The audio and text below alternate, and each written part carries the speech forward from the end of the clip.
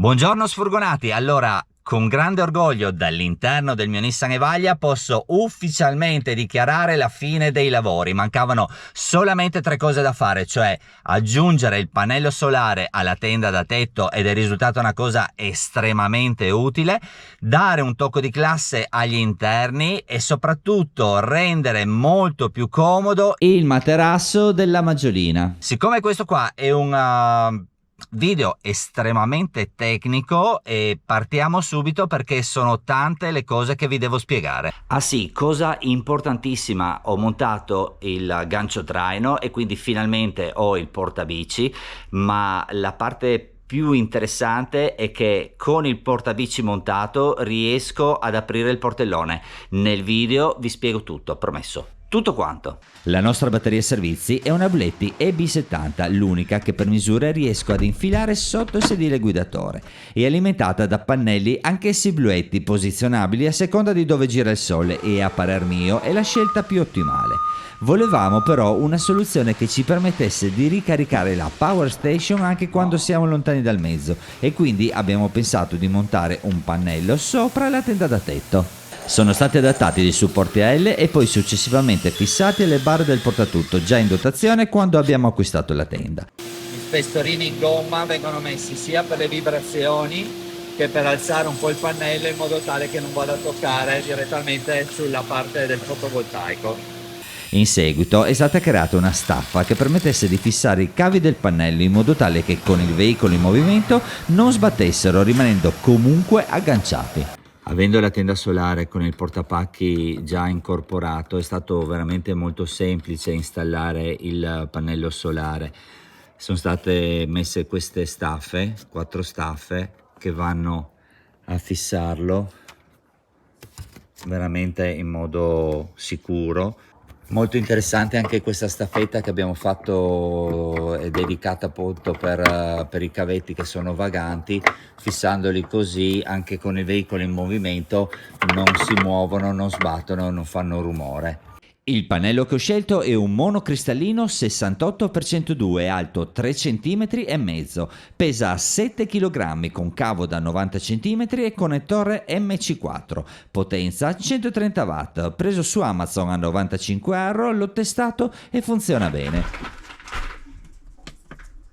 Bluetti EB70, questa è l'unica power bank per dimensioni che entra perfettamente nel vano sotto il sedile passeggero. Io ho guardato, non ne ho trovato nessun'altra di questa potenza e di queste misure, ne trovate altre però più piccole e meno potenti. Quindi io cosa vado a fare? Vado a collegare la batteria con il cavetto dedicato, lo inserisco nell'input, poi ho acquistato 2 prolunghe su Amazon che vado a inserire, una e 2. Poi questo cavo qua cosa farò? Lo farò passare dal finestrino passeggero e lo collego al pannello solare. La lunghezza è sufficiente per poter avere sia il pannello solare attaccato con la tenda chiusa sia il pannello solare attaccato con la tenda aperta, quindi molto interessante. Per noi il pannello fisso è un extra, perché comunque facciamo affidamento principalmente ai pannelli solari, quelli movibili.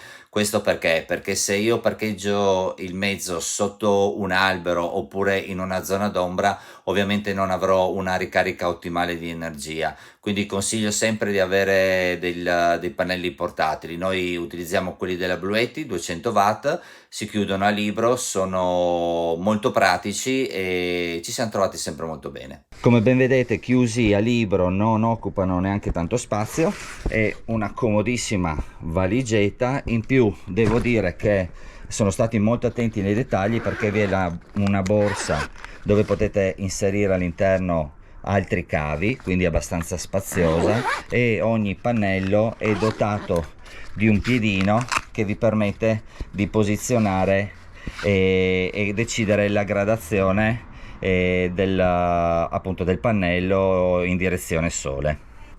Portabici della Thule montato, però ragazzi, qua c'è un problema, perché io quando lo piego e faccio per aprire il portellone, tac, qua batte, vedete? Quindi come ho risolto questo problema, che non è da poco? Con questo kit qua vado ad allungare il gancio traino di 25 cm, c'è anche il modello da 20 cm e mi permetterà di poter aprire il portellone. Per montarla è molto semplice, ci sono dei bulloni e l'unica cosa che io ho fatto, ho preso una vite a scomparsa e la vendono nello stesso sito dove ho preso appunto tutto il pezzo, perché se prendete una vite con bullone, quando aprite il portellone va a battere e quindi dovete prenderne una senza il bullone, ma la trovate sul sito e il tutto pesa un botto. Adesso vi spiego come si va a montare. Allora, il gancio traino è stato inserito, praticamente si abbassa questa leva, si inserisce il gancio e dopo in automatico la leva risale.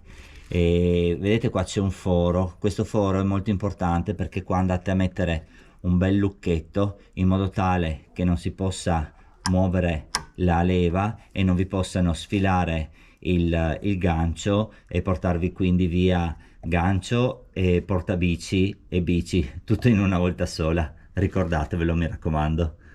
Ricapitoliamo: gancio, prolunga, ricordatevi la vite senza il dado. Qui abbiamo il portabici della Thule, semplicissimo, e ovviamente spinotto di collegamento cavi per le frecce. Noi abbassiamo il portabici e finalmente voilà, il portellone si chiude.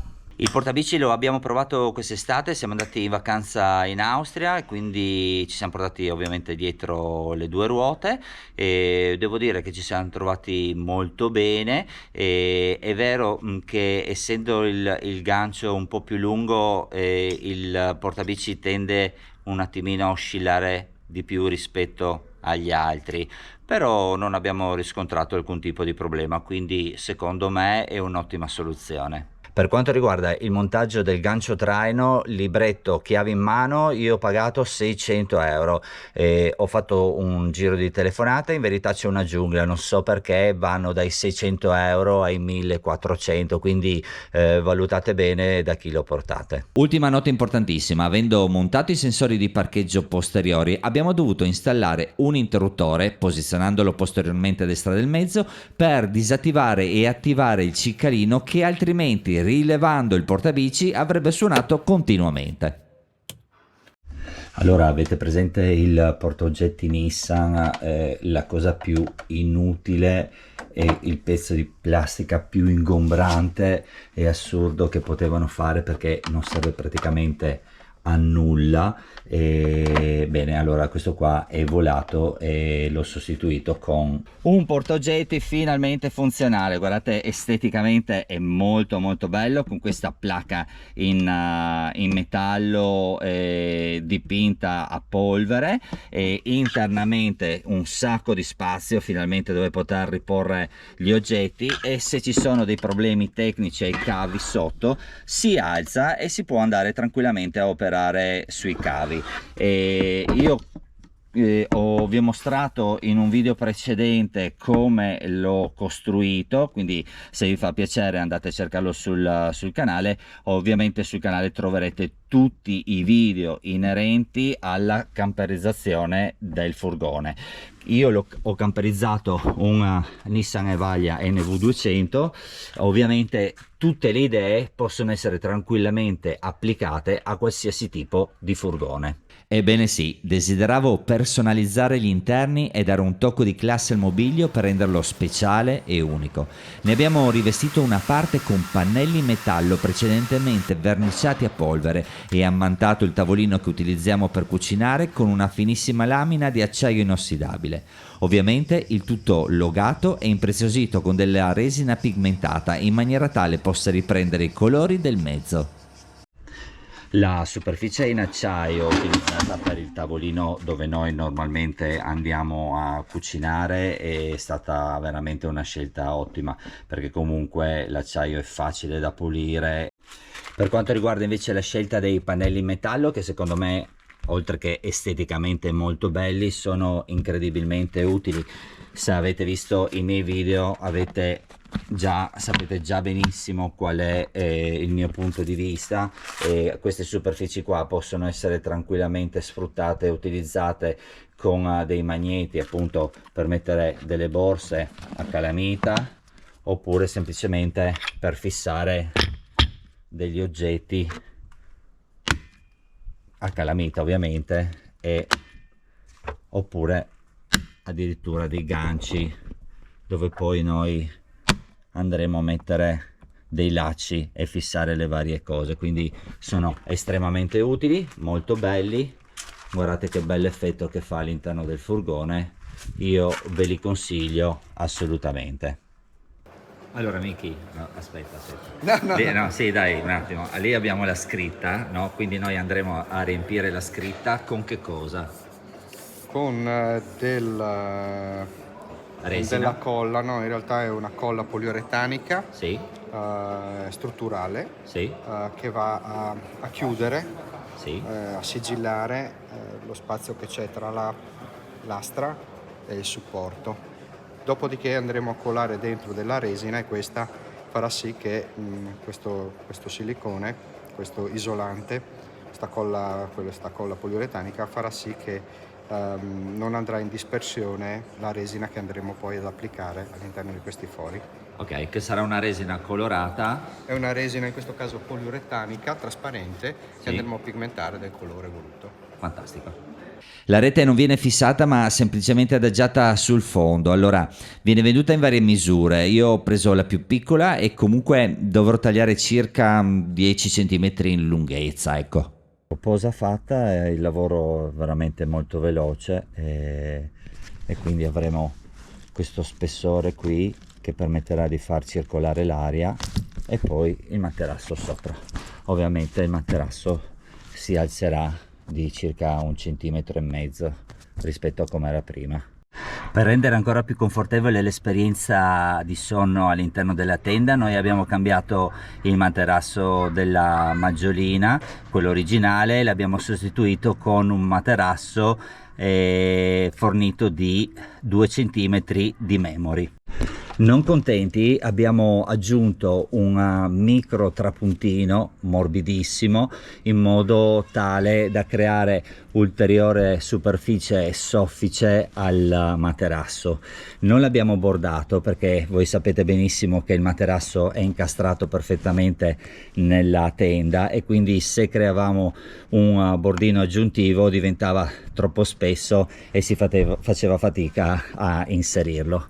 Questo qua è il trapuntino che noi abbiamo fatto fare su misura, e vi assicuro è estremamente morbido, e la parte sopra ovviamente tutta in cotone. A completare il tutto, anche in questo caso abbiamo aggiunto delle lenzuola fatte su misura e con gli angoli appositamente studiati per un materasso da 7 cm, quello che è la misura della Maggiolina. Abbiamo scelto un cotone un po' più resistente, ovviamente dato che si fa campeggio abbiamo preferito questo tipo di soluzione. Quindi alla fine cosa sarà? Sarà il lenzuolo, il trapuntino, il materasso e sotto il tutto ovviamente la spugna anti-umidità. Allora, tutto questo queste combinazioni di cose rendono ovviamente il materasso decisamente più confortevole. È stato veramente un lavorone, però vi assicuro, se dovessi tornare indietro lo rifarei, e sono estremamente orgoglioso di tutto quello che ho realizzato, e prossimamente pubblicherò un video per mostrarvi il furgone in tutta la sua bellezza. Voi sapete benissimo che sul mio canale trovate tutti i video dettagliati della camperizzazione passo per passo. Io l'ho fatto su Nissan Evaglia, però le idee che ho applicato possono essere tranquillamente utilizzate per qualsiasi tipo di furgone. Vi ringrazio per essere arrivati fino a qui, spero di esservi stati d'aiuto e ci vediamo alla prossima. Qui vi lascio 2 dei tanti video che ho pubblicato su come allestire il mezzo. Tutti gli altri li trovate sul canale. Se vi piace la montagna, le uscite in libera e l'arte della camperizzazione, iscrivetevi al canale. Noi siamo Trekking Friuli Venezia Giulia. Grazie ancora e alla prossima!